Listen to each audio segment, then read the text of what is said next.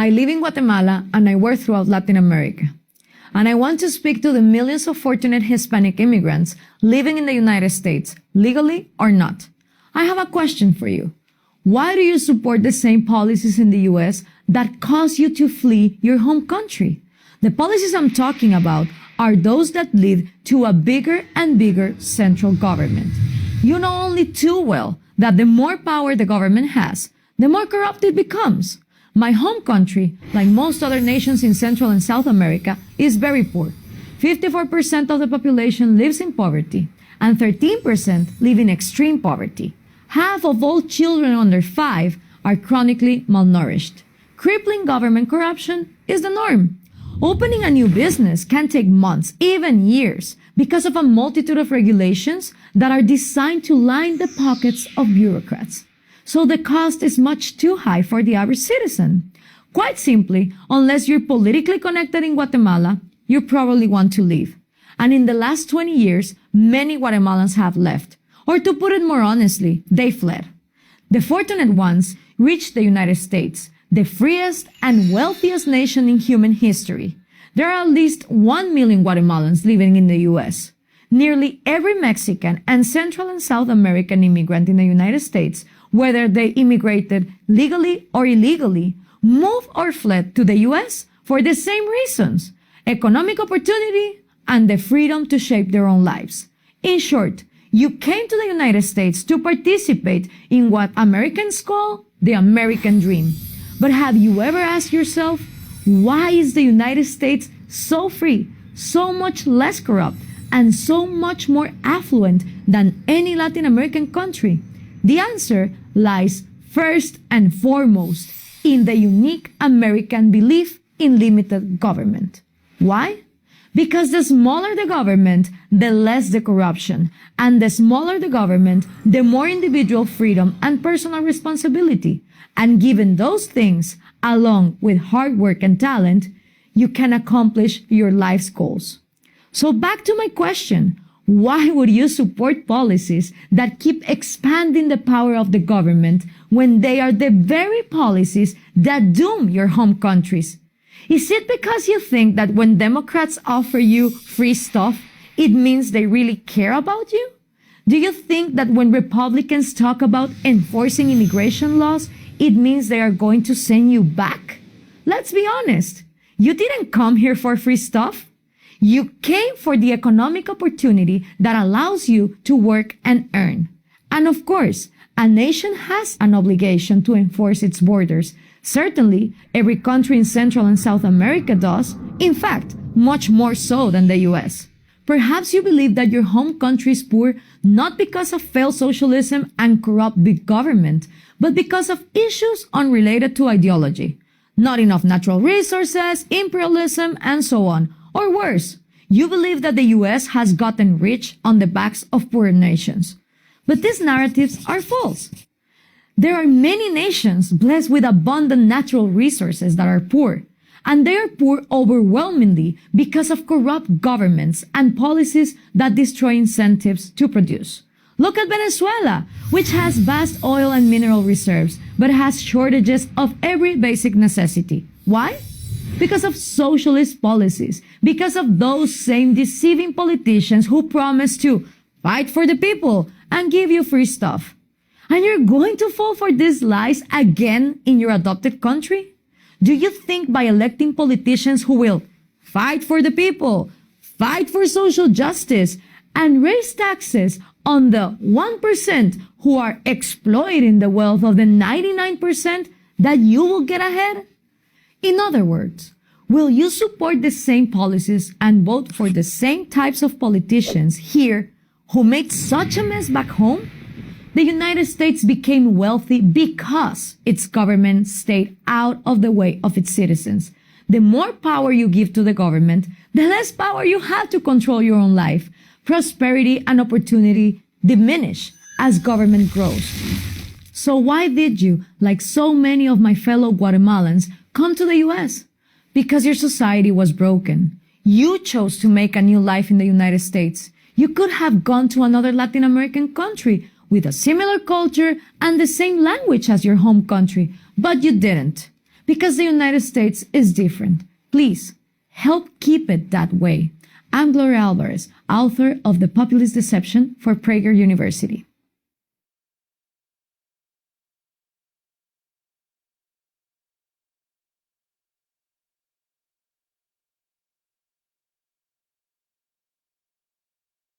Democratic socialism. It's not the same as socialism because it's democratic, right? Or something, right? People are buying that. People buy that now, right? Apparently. As though adding the word democratic in front of a word changes what it means. Just because we toss something to a vote doesn't change what that something is, nor does it alter whether that something is inherently good or bad. Couple of examples, because I know you'll ask. Hamas was democratically elected as the government in Gaza, despite the fact that the destruction of not only Israel, but the eradication of all Jews is in their official charter. Robert Mugabe, or Bobby Mugabe if you prefer, was democratically elected by a loving majority in Zimbabwe. Zimbabwe, how's that working out? Venezuela? Well, Hugo Chavez, noted personal favorite and friend of Sean Penn, to whom he constantly pointed as being unfairly characterized as a dictator when in fact he was democratically elected as a socialist. Well, how'd that work out for Venezuela? Well, it's now on the brink of collapse, despite it being one of the most resource-rich nations in the entire world. Basic things like eggs, milk, flour, and toilet paper are either too expensive for the average Venezuelan or simply out of stock. Out of stock, mind you, democratically. I know. Some of you will say, well, that's not fair because really we knew all along it technically was a dictatorship. Okay, that's fair. Let's move on to example number 2. Denmark? Okay, here's the time where you point to an entirely homogeneous population about 1/60th the size of America's, and you point to that as the blueprint. Okay, let's go there. This is a place where the middle class can't even afford a car because of the 180% new car tax. And the prime minister was so fed up with Americans pointing to it as a beacon for socialist success that he felt compelled to clarify, I would like to make one thing clear. Denmark is far from a socialist planned economy. Denmark is a market economy. Sweden? I love Sweden. Okay, great bikini team, and thanks to that country, my armoire now doubles as a bookcase. Speaking of which, the founder of IKEA, let's be honest, the only really cool export from Sweden, aside from a few good hockey players, left Sweden because of the stifling high tax rate. So, Sweden, good place, not bad people, but a successful model for a viable economy in today's global market? Incorrect. The fact is that over time, the greatest enemy of socialism is reality. The reality that human nature will invariably pull certain people toward individualism and success and others toward laziness and collectivism. The tension between the makers and the takers always leads to socialism's inevitable collapse. But I know that I can give you examples of failed socialist economies until I'm blue in the face, and you won't care. Because at least socialism is inherently more morally altruistic than the evil, greedy, capitalist warmongering seen in the West. Greed? What's more greedy than wanting to take from someone else something that you haven't earned? Unlike capitalism, free enterprise, which can only occur truly through voluntary transaction, socialism can only occur at gunpoint. That's what it comes down to. If you don't pay your taxes, once you get through the IRS and the auditing and the lawyers and the PR stunts, people make you give the government your money, an increasing amount of your money, the more successful you are, or they send in scary men with guns to take you away. Now, so long as the people having their stuff taken away at gunpoint are in the minority, and the majority feels that they'll get to benefit from more said taken stuff, you'll always be able to win that decision through a popular vote and claim the moral high ground through democracy. Putting the word democratic in front of your socialism doesn't make it any inherently more moral nor less violent. Did you get that? American wannabe socialists also. Get a job. Please, like a real job. You'll probably have to shave first. I'm Steven Crowder for Prager University. Hi, I'm Marissa Streit, CEO of PragerU. Did you know that PragerU is a nonprofit? Every dollar you give will go towards making more videos and marketing them. So please consider making a donation today. When people describe particularly evil individuals or regimes, why is it that they use the terms Nazi or fascist? but almost never communist. Given the unparalleled amount of human suffering communists have caused, why is communist so much less a term of revulsion than Nazi? Communists killed 70 million people in China, more than 20 million people in the Soviet Union, not including about 5 million Ukrainians, and almost 1 out of every 3 Cambodians. And communists enslaved entire nations in Russia, Vietnam, China, Eastern Europe, North Korea, Cuba, and much of Central Asia. They ruined the lives of well over 1 billion people. So why doesn't communism have the same terrible reputation as Nazism? Reason number 1, there is, simply put, widespread ignorance of the communist record. Whereas both right and left loathe Nazism and teach its evil history, the left, and I'm talking about the left, not traditional liberals, like Harry Truman or John F. Kennedy, has never loathed communism. And since the left dominates academia, almost no one teaches communism's evil history. Reason number 2, the Nazis carried out the Holocaust. Nothing matches the Holocaust for pure evil. The rounding up of virtually every Jewish man, woman, child, and baby on the European continent and sending them to die is unprecedented and unparalleled. The communists killed far more people than the Nazis, but never matched the Holocaust in the systemization of genocide. The uniqueness of the Holocaust and the enormous attention rightly paid to it have helped ensure that Nazism has a worse name than communism. Reason number 3, communism is based on nice-sounding theories. Nazism isn't. It's based on heinous-sounding theories. Intellectuals in general, including, of course, the intellectuals who write history, are seduced by words, so much so that they deem actions as less significant than words. For that reason, they haven't focused nearly as much attention on the horrific actions of communists as they have on the horrific actions of the Nazis. They dismiss the evils of communists as perversions of true communism, but they regard Nazi atrocities, correctly, as the logical and inevitable results of Nazism.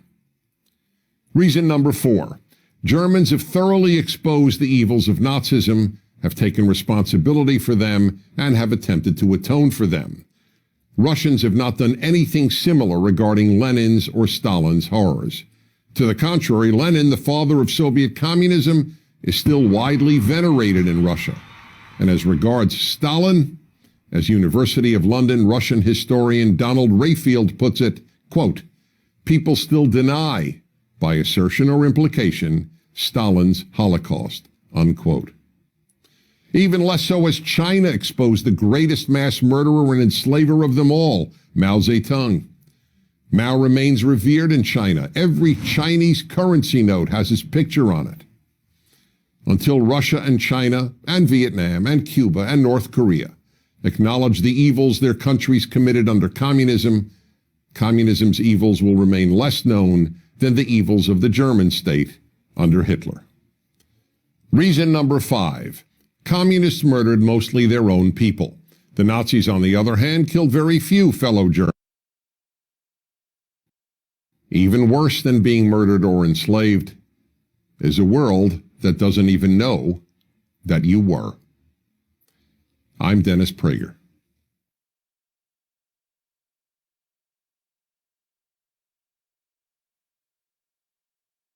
Many American millennials seem to be drawn to socialism. They came out in big numbers for Bernie Sanders in the 2016 presidential primaries. They rail against capitalism on their college campuses. They wear Che Guevara t-shirts to signal their socialist virtue. I know a lot about socialism. I live in Rio de Janeiro, and I work throughout Brazil as a journalist for a popular magazine. In the early 2000s, Brazil's economy was growing rapidly. The government had enacted economic and monetary reforms and divested holdings in some state-run companies, giving the private sector more room to breathe. Inflation, a chronic problem in Brazil, was dramatically reduced.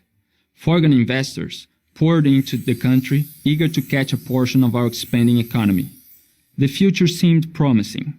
But today, our economy is in shambles, unemployment and debt are massive, and powerful politicians are being investigated for involvement in the largest scandals of fraud and corruption in the country's history. What happened? In 2002, a socialist politician named Lula da Silva ran for the presidency.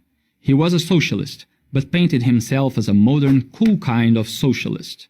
He would be the politician who would heal national divisions and unite everyone. He even had a nickname, Lulinha Paz e Amor, which means Little Lula Peace and Love in Portuguese.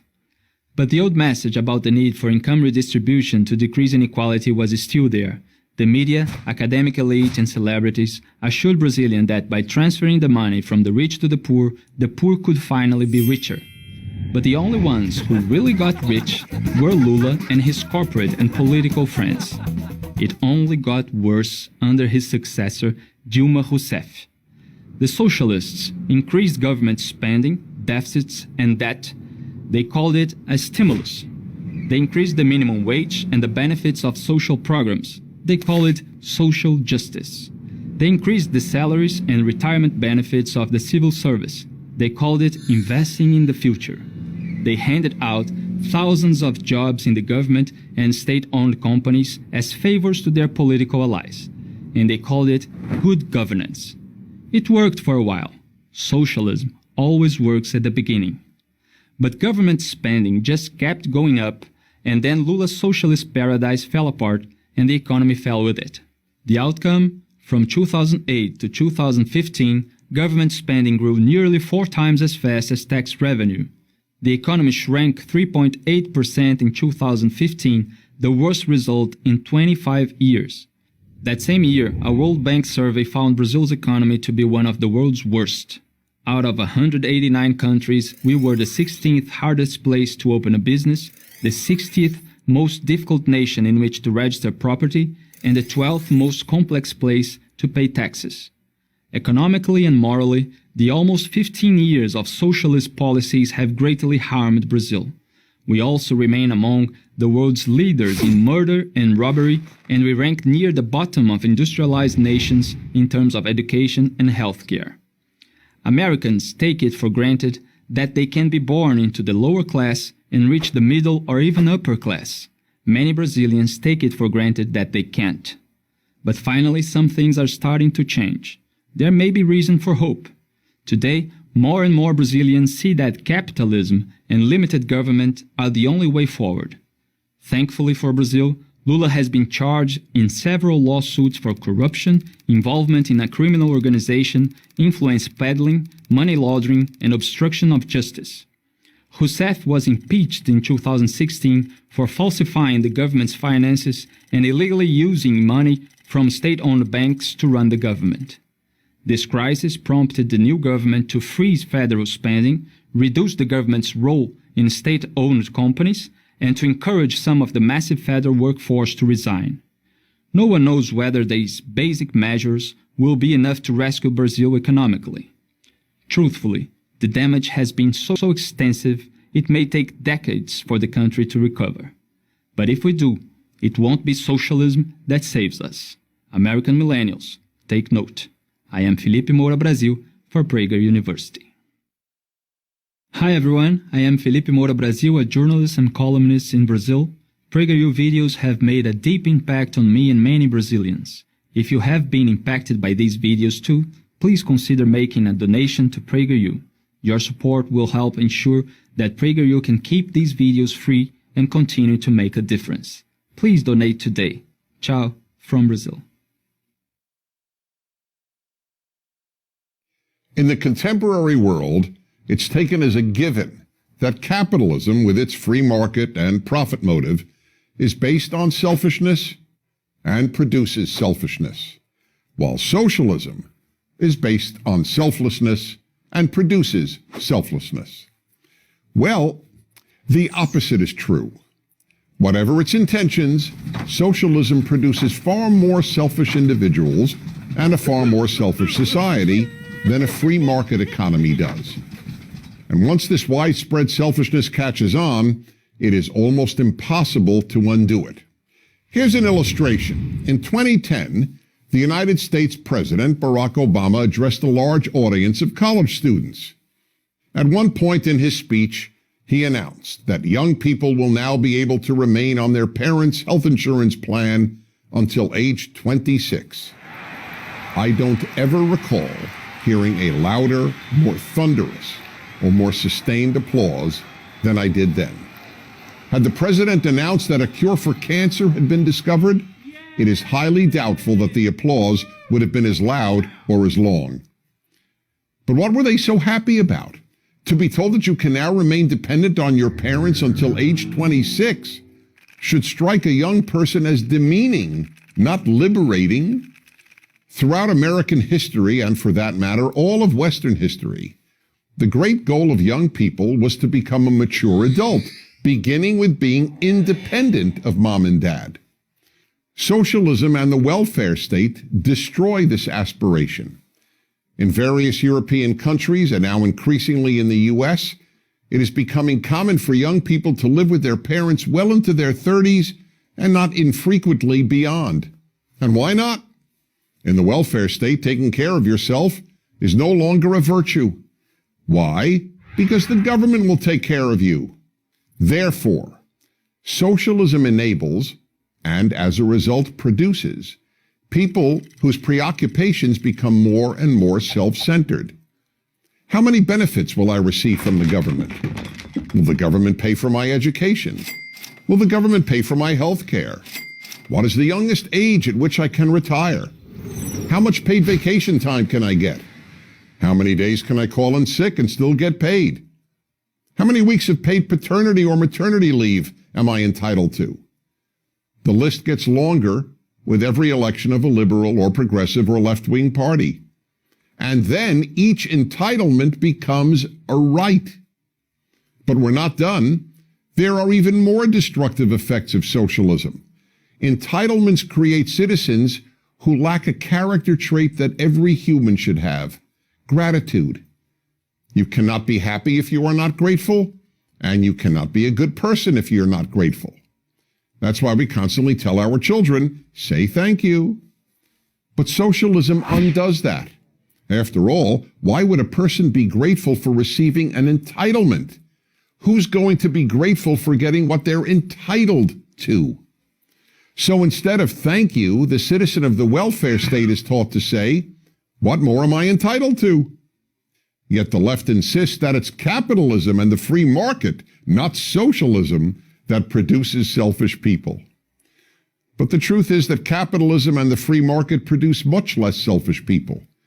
Teaching people to work hard and take care of themselves and others, and that they should earn what they receive, produces less selfish, not more selfish people. Capitalism teaches people to work more. Socialism teaches people to demand more.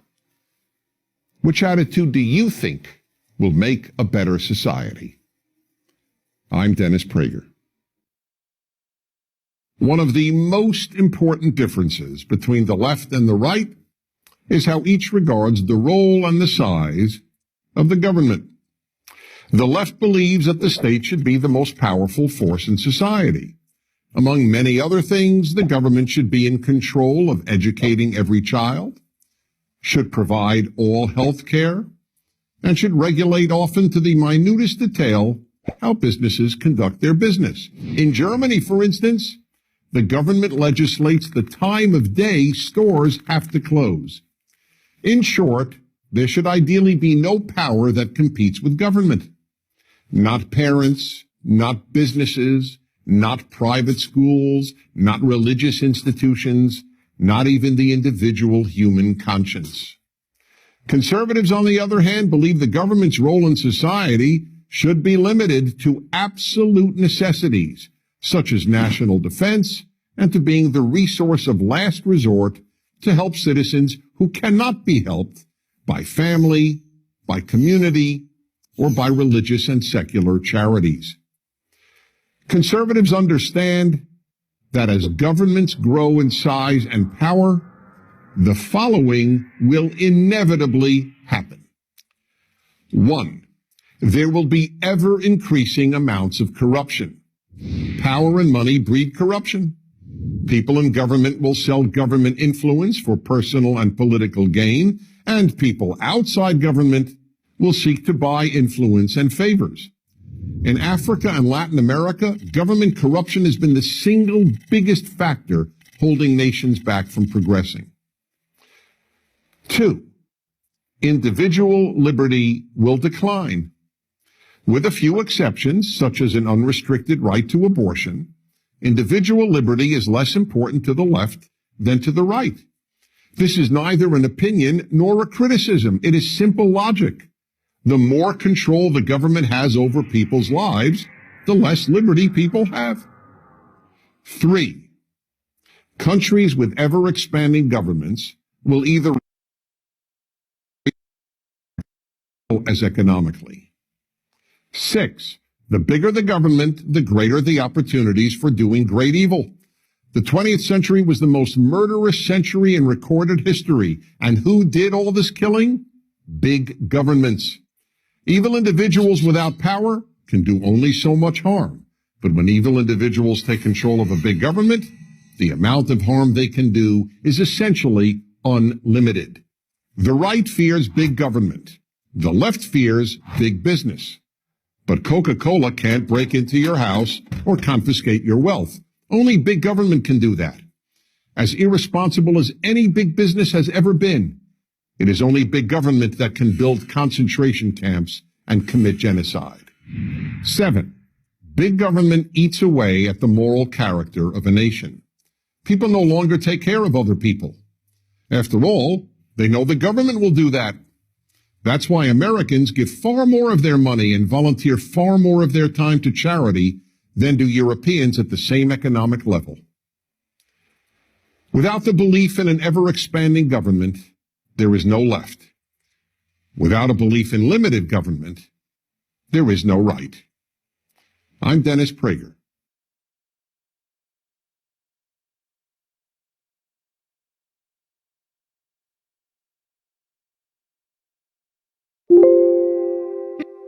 I'm Alicia Kraus, Director of Outreach here at PragerU. To have this video reach more people, please consider a donation. I'm Ami Horowitz. Democrats and the Democratic Party have moved decisively to the left. How far to the left, you may ask? What's wrong with socialism? Nothing. What's wrong with socialism? Nothing. What's wrong with socialism? I don't have anything. I don't have any problems with it. I don't think anything's wrong with socialism. Capitalist countries have always been messing with its ideology and trying to delegitimize it. I kind of like it. I think the American people like socialism. I think socialism's great.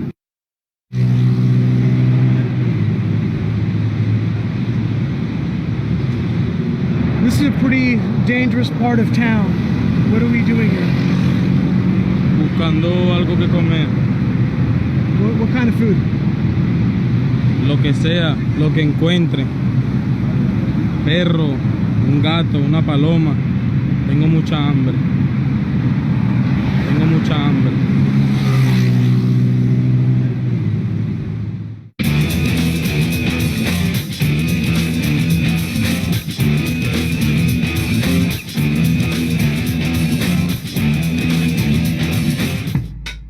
Venezuela, a democratic socialist state with the world's largest oil reserves, has descended into a mind-boggling Malthusian chaos.